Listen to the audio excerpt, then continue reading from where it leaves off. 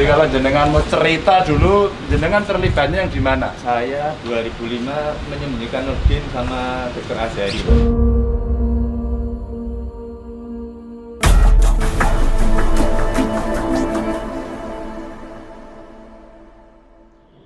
Assalamualaikum warahmatullahi wabarakatuh. Saya Syarif Hidayatullah, penyuluh agama Islam fungsional di kantor Kementerian Agama Kota Semarang. Alhamdulillah wa syukurillah, la haula wala quwata illa billah. Kami sejak tahun 2007 tergerak hati untuk melakukan pendekatan-pendekatan kepada kelompok-kelompok radikal di Kota Semarang. Tergerak hati kami karena sejak munculnya bom Bali 2, banyak warga Semarang yang terlibat dengan aksi-aksi teror tersebut. Pendekatan-pendekatan tersebut akhirnya berujung pada keinginan untuk berjumpa dan berkenalan dengan mantan napi terorisme. Itu pada tahun 2010. Dan itu berlanjut terus seiring dengan mulai banyaknya mereka yang terlibat pada rentang tahun 2003 sampai 2010 bebas dari hukumannya. Akhirnya saya berjumpa dengan Mas Mahmudi Haryono yang baru meninggal bulan Oktober kemarin. Kemudian saya juga berjumpa dengan Mas Badawi Rahman, Mas Sri Puji Mulyo Siswanto, berjumpa dengan Mas Nurul Afifuddin. Mari kita dengarkan testimoni mereka. Assalamualaikum warahmatullahi wabarakatuh. Saya Bari Rahman, bertempat tinggal di Pongsari, Semarang. Saya mantan napi terorisme yang divonis 4 tahun 10 bulan. Saya keluar bulan November 2017. Saya keluar pada awalnya masih, walaupun pandangan saya sudah mulai berubah, tapi saya masih eksklusif karena memang di situ tidak ada pendekatan terhadap teman ataupun siapapun. Terus kemudian berjalannya waktu, ternyata ada saudara kita, yakni Pak Syarif Hidayatullah. Eksklusif saya masih begitu, walaupun dia dari Kementerian Agama, tak pikir dia mesti akan mempengaruhi saya dalam hal-hal akidah saya. Tapi ternyata setelah dialog itu lama terus berjalan dan penuh kesabaran, ternyata saya tertarik dengan dialog Pak Syarif karena memang menunjukkan bahwa dengan kearifan lokal, kemudian ternyata ya memang Islam itu kayak gini. Akhirnya lama kelamaan kita dialog bagaimana berkiprah untuk bersama-sama untuk mengurangi paham-paham intoleransi, radikalisme dan terorisme. Karena memang sebelum kita kenal dengan Pak Syarif, tak pikir sulit sekali karena memang tidak ada dari sumber lain gitu ya. Begitu sumber lain dari Pak Syarif ini, kita sekarang ya tahulah bagaimana kita tetap memperjuangkan Islam, tapi cara dan manhajnya itu saya pikir Pak Syarif ini memberikan satu pencerahan, bukan model baru ya, sebenarnya itu model sudah lama, tapi ya memang kayak gini ini harusnya begitu ya. Menunjukkan Islam yang rahmatan lil alamin, dengan akhlak yang baik, santun, bukan dengan jalan-jalan kekerasan radikal. Makanya dengan bertemunya saya dengan Pak Syarif ini memberikan satu pencerahan, memberikan satu jalan yang lebih, artinya jalan memperjuangkan Islam ini lebih terarah, teratur, menerima Islam itu dengan baik, benar gitu. Dan kemudian juga saya dilibatkan dengan peran serta untuk mengisi khutbah Jumat di masjid sekitarnya, yakni di masjid perumahan dekatnya itu. Alhamdulillah belajar ngisi Jumat sampai sekarang. Dan kemudian juga Pak Syarif melibatkan saya di Basnas. Kebetulan saya setelah keluar itu membuka warung burjo, Pak Syarif mengusulkan memberikan satu santunan di Majelis Taklim yang dibina Pak Syarif ini, dan kemudian bisa menambah modal, sehingga ya alhamdulillah omset saya bisa lebih, artinya karena banyak variasi, ada modal, terus kemudian juga bentuk warungnya kita rubah sehingga kita bisa menambahkan penghasilan. Assalamualaikum warahmatullahi wabarakatuh. Perkenalkan, nama saya Nur Al-Hudin, menjalani hukuman sebagai narapidana terorisme terkait kasus Poso, kemudian dihukum selama 7 tahun dan bebas pada tahun 2013. Nah, memang pada awalnya ini kan seorang narapidana terorisme ini apabila bebas maka dia akan menerima konsekuensi, salah satunya yaitu stigmatisasi dari beberapa pihak, yaitu baik dari teman sendiri, baik dari aparat pemerintah setempat ataupun dari masyarakat. Nah, jadi seperti istilahnya, kita itu bisa dikatakan terkucil dari lingkungannya lah. Kemudian ada salah seorang dari petugas Kemenak, dulunya awalnya tidak memperkenalkan diri bersama Kemenak, tapi kemudian dengan berjalannya waktu saya ketahui bahwa Pak Syarif Hidayatullah ini adalah petugas Kemenak. Nah, beliau yang pertama sering berkomunikasi dengan saya, kemudian juga akhirnya ada timbal balik, kemudian juga ada program-program yang ditawarkan, sehingga akhirnya dapat membuat saya sendiri berubah pandangan, berubah sikap, sehingga lebih toleran, lebih moderat dalam menghadapi berbagai banyak keragaman, berbagai banyak kebinekaan di dalam masyarakat.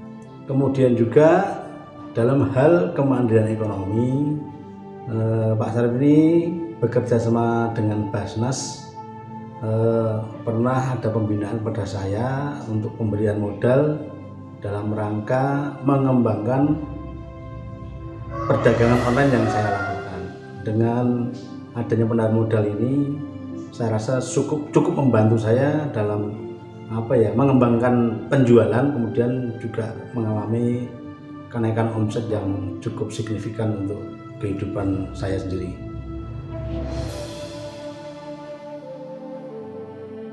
Assalamualaikum warahmatullahi wabarakatuh. Perkenalkan, saya Sri Puji Mulyo Siswanto, salah satu dari ex-napi teroris di kota Semarang.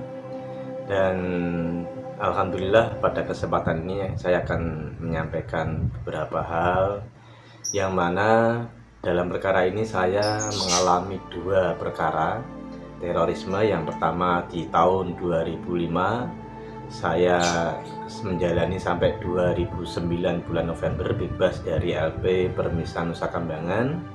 Kemudian masuk lagi di tahun 2010 pertengahan, dan saya menjalani hingga tahun 2015 awal dan bebas dari LP Kedung Pane Semarang. Keterlibatan saya dalam persoalan terorisme ini adalah menyembunyikan. Yang pertama itu Nurdin M. Top dan Dr. Al-Zahari. Kemudian perkara yang kedua yaitu Ustadz Abu Tolut. Dan alhamdulillah saya termasuk orang yang diberi kesempatan oleh Allah Subhanahu wa Ta'ala untuk melakukan perbaikan dari hal-hal masa lalu saya. Banyak berbagai pihak yang menemani saya, membersamai saya, salah satunya sahabat saya, teman saya, yang dia selalu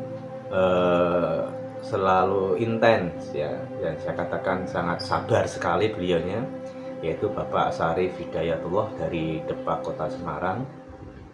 Melalui beliau, sentuhan-sentuhan beliau, kita sering diajak diskusi, komunikasi, silaturahmi, berbicara persoalan-persoalan baik itu terkait keagamaan maupun sosial masyarakat, yang tentu ini merupakan satu sudut pandang tersendiri dan merupakan hal yang baru buat saya, yang dulunya saya itu mempunyai paham radikal, teroris, ya, kekerasan itu seolah-olah menjadi hal yang sangat baru, ya. Dan ini memang prosesnya panjang, diskusinya panjang sama beliau, sehingga dengan proses yang panjang itu alhamdulillah saya pelan-pelan bisa menerima kenyataan kehidupan di dalam masyarakat ini tentang keberagaman, tentang perbedaan yang ada, dan ini mesti harus kita sikapi dengan cara yang lebih dewasa, lebih arif lagi. Beberapa kegiatan-kegiatan penunjang untuk proses kembalinya saya ke pangkuan Ibu Pertiwi, ya, alhamdulillah Pak Syarif Hidayatullah ada link relasi, ya, di Basnas Kota Semarang dan Basnas Provinsi, di mana alhamdulillah saya diberi kesempatan saat itu mendapatkan bantuan dari Basnas Kota Semarang berupa program bedah rumah, ya meskipun memang belum bisa maksimal, namun hal ini cukup sangat membantu saya, ya, dalam merasakan program daripada pemerintah melalui Basnas. Kemudian juga terkait dengan usaha menengah kecil, itu juga lewat Basnas Provinsi Jawa Tengah dengan bantuan modal untuk memberikan penguat modal usaha kami. Dan alhamdulillah saat ini kami juga menjalankan usaha kuliner seblak.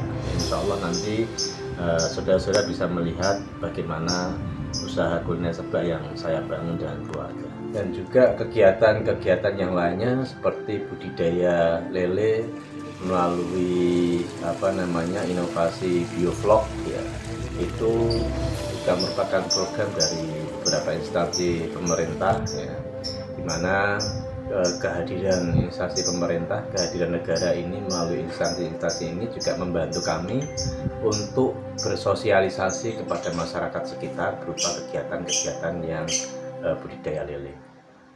Juga salah satu kegiatan yang saat itu merupakan kegiatan yang yang saya anggap istimewa, itu berkenaan dengan Hari Sumpah Pemuda tanggal 28 Oktober. Dan kebetulan juga pas hari lahirnya Gubernur Jateng, yaitu Bapak Ganjar Pranowo, dimana sebagai simbol, ya, kecintaan kami kepada negara, kepada para pemimpin kami. Satu, kami dari Yayasan Persadani yang diwakili oleh saya waktu itu menyerahkan bendera merah putih sebagai simbol pernyataan kami kepada beliau sebagai pemimpin di wilayah Jawa Tengah ini, bahwa kami Yayasan Persadani dan kawan-kawan yang ada di dalamnya telah kembali ke pangkuan Ibu Pertiwi. Dan selanjutnya juga yang menjadi puncak daripada proses itu semua tentu di hari peringatan ulang tahun kemerdekaan Republik Indonesia yang ke-77, alhamdulillah saya dan beberapa teman, dalam hal ini Esnapiter, itu ikut merayakan upacara bendera merah putih. Bahkan kami didapuk oleh perangkat desa di dalam hal ini wilayah tingkat RW 11 Kelurahan Bangatai Kulon sebagai inspektur upacara, dan teman kami Esnapiter yang lain sebagai pembacaan naskah Pancasila dan Undang-Undang Dasar 45. Ini merupakan bukti kecintaan kami, bukti kami ini telah kembali kepada negara kesatuan Republik Indonesia yang berdasarkan pada Pancasila dan UUD 45. Yang saya hormati para peserta upacara, dengan teman-teman sebagai ex-napi teroris, menyampaikan kepada seluruh lapisan masyarakat khususnya di Kota Semarang untuk bisa melihat kami bahwa kami sudah kembali ke pangkuan Ibu Pertiwi, sudah kembali kepada kesatuan negara Republik Indonesia, kembali kepada Pancasila. Alhamdulillah, dengan adanya berbagai perubahan sikap, Dan perubahan perilaku inilah kemudian saya optimis untuk bisa menyampaikan lebih luas lagi. Sehingga kami akhirnya sepakat untuk membentuk sebuah wadah pembinaan yang bernama Yayasan Persadani. Mendeklarasikan berdirinya Yayasan Persadani. Maksud dan tujuan dibentuknya Yayasan Persadani ini yang pertama adalah sebagai upaya untuk mendampingi para napi teroris yang masih berada dalam sel penjara yang akan keluar dalam beberapa pekan mendatang atau beberapa waktu mendatang. Kami mendampingi mereka agar mereka nanti nyaman ketika keluar kembali kepada masyarakat. Kita siapkan, kita sosialisasikan dulu kepada RT dan RW tempat dia akan berpijak, supaya mereka, ya RT dan RW masyarakat mau menerima mereka dan keluarga mereka pun nyaman berdampingan hidup dengan mereka. Kemudian yang kedua yang kami perjuangkan adalah bagaimana terjadinya pemberdayaan ekonomi bagi anggota Persadani. Tentunya perlu ada penguatan, perlu banyak pelatihan-pelatihan agar mereka selepas keluar dari penjara bisa mendapatkan pekerjaan yang layak, atau mungkin mereka bisa menjadi wirausaha, mengembangkan wirausaha yang kemudian akhirnya ini harus berguna menjadi UMKM dan menjadi semacam unit usaha yang bisa menghasilkan banyak tenaga kerja. Kemudian yang ketiga yang tak kalah hebatnya adalah kami bersepakat untuk memberikan penguatan moderasi beragama baik kepada teman-teman yang berada dalam tubuh Persadani maupun kepada masyarakat luas, pada para pelajar, pada para mahasiswa, pada para teman-teman yang kemungkinan rentan. Maka sebagai upaya wujud penguatan moderasi beragama tersebut, kami dengan Polrestabes Semarang mengadakan kegiatan deradikalisasi Goes to Pomres. Sudah pernah kami laksanakan di beberapa pondok pesantren seperti pesantren Fardhu Fadlan yang berada di Mejen, kemudian pondok pesantren di Songo yang ada di Ngalian yang berdampingan dengan UIN Wali Songo, kemudian pondok pesantren Rodotul Quran, kemudian kita juga silaturahmi ke pondok Khwarizm, kemudian juga kita mengadakan kegiatan dialog yang disebut teroris tobat itu di Taman Budaya Raden Saleh. Itu sebagai sebuah kegiatan yang akhirnya menghasilkan Kementerian Agama ikut mendapatkan LAPRIN, penghargaan dari LAPRIN, yaitu Lembaga Prestasi Indonesia dan Dunia. Diberikan kepada kantor Kementerian Agama Kota Semarang. Mudah-mudahan usaha-usaha yang seperti ini setidaknya bisa mengangkat eksistensi teman-teman para mantan napi terorisme ini. Semoga mereka semakin mudah bergaul di masyarakat dan diterima di masyarakat dan bisa mendapatkan penghidupan yang layak. Demikian yang bisa kami sampaikan. Terima kasih. Wallahul muwaffiq ila aqwamit thoriq. Wassalamualaikum warahmatullahi wabarakatuh.